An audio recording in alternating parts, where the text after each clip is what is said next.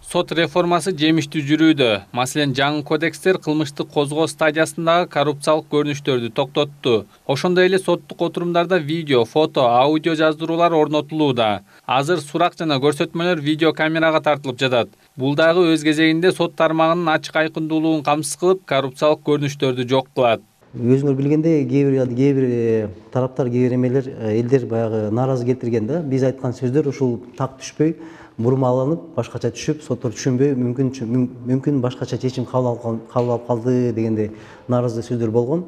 Ошол нааразыларды жою үчүн аудио фиксация демилгеси көтөрүлгөн да.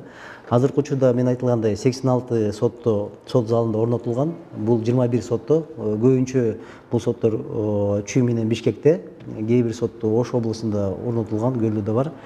Эми негизи жана мен айткандай, тараптын мына өзүңөр карасаңыз болот. Бул жерде атайын камера коюлган, 360 градус менен полный тартылат да, көрсөңүздөр көрсөңүз болот. Ар бир тараптын алдында өзүңөр көрсөңөр болот, камера, микрофондор турат.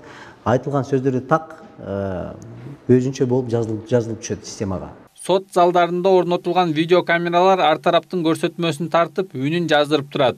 Кээ бир нааразы болгон тарап видео же аудиону алгысы келсе, сотко кайрылып алууга мүмкүн. Бирок бул видеолор белгилүү бир убакытка чейин сакталып, аны жайылтууга мүмкүн эмес. Ал эми үндөр сакталуу ойдон калат. Акыркы 2-3 жылда 21 соттун 86 соттук залында видео жана аудио байкоо орнотулган. Келечекте дагы 70 соттук залда орнотулат. Дело в том, что судебно-правовая реформа, она одновременно является... Соттук укуктук реформа бир эле кезде антикоррупциялык күчтүү курал болуп эсептелет. Адам укуктарындагы жогорку стандарттары гана эмес, андан сырткары бул эски антикоррупциялык схемаларды жок кылган жаңылыктарды киргизди. Кыйраган схемаларды мисалга санап берсем булар. Кээ бир кылмыштар, өзгөчө шпиондук кылмыштар боюнча соттук кароо мурда 10 жылга дейре болчу. Учурда бул соттук кароо 2,5 жылдан ашпашы керек. Ушул убакыт ичинде гана соттор чечим кабыл ала алышат. Андан сырткары кылмыштардын жана жоруктардын бирдиктүү реестри ишке кирди. Бул дагы антикоррупциялык негизги курал болуп эсептелет. Кылмыштар 24 саат ичинде катталып, кылмышты жаап жашырууга мүмкүн эмес.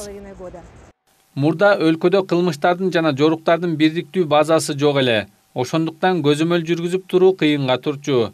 2019 жылдын январынан тарта өлкө аймагындагы бардык кылмыш иштери бирдиктүү реестриге каттала баштады. Андан бардык статистиканы көрүп турууга мүмкүн. Бул өз кезегинде укуктук тармакта кандай маселелер бар экенин, кылмышка каршы күрөшүүдө кандай иштер аткарылып жаткандыгын, институттар кандай иштеп жатканын көрүүгө болот. Соттук укуктук тармактагы реформа бул өлкөнүн ири антикоррупциялык иштеринин бири болуп эсептелет. Программа распределяет не по количеству находящихся в производстве. Соттордогу автоматташтырылган маалыматтык система программасындагы бир өзгөчөлүгү мурда отчетторду жасоого 1 же 2 апта талап кылынса, учурда бул программанын негизинде кайсы бир иш же сот аткаруучунун иши боюнча жетекчи отчетту каалаган убакта даярдай алат. Маалыматтарды бир нече секунданын ичинде алууга мүмкүн. Ошондой эле мурда соттук өндүрүштөгү иштер кагаз түрүндө жүргүзүлсө, учурда электрондук тартипке өткөн. 2016 жылдан тарта соттогу автоматташтырылган маалыматтык система программасы 3 сотто пилоттук түрдө иштеп баштаган. Кийин программа толукталып, 2019 жылы бардык жергиликтүү сотторго чейин жетип жигердүү иштеп келүүдө. Бул программа сот аткаруучулардын ишин бир аз жеңилдетти. Анткени мурда сотторго иштерди кароо өлчөмү ар кандай бөлүштүрүлүп калчу. Жаңы программа иштерди бардыгына бирдей бөлүштүрөт. 2020 жылдан баштап АИ сот программасы 2-нчи инстанцияга кирип баштады, 2-нчи фаза. Азыр апелляциялык түрдө даттанылган иштердин баары АИ сот программанын ичинде жиберилип атат 2-нчи инстанцияга. Анан ошоктон каралып атат. Кагаз түрүндө дагы кетет, жана системанын ичинде дагы даттануулар 2-нчи инстанцияга кетет. Анан 2-нчи инстанция дагы ошол эле автоматташтырылган түрдө ошондой эле бөлүнөт. Эмдиги жылы буюрса жогорку сотко дагы киришин күтүлүүдө азыр.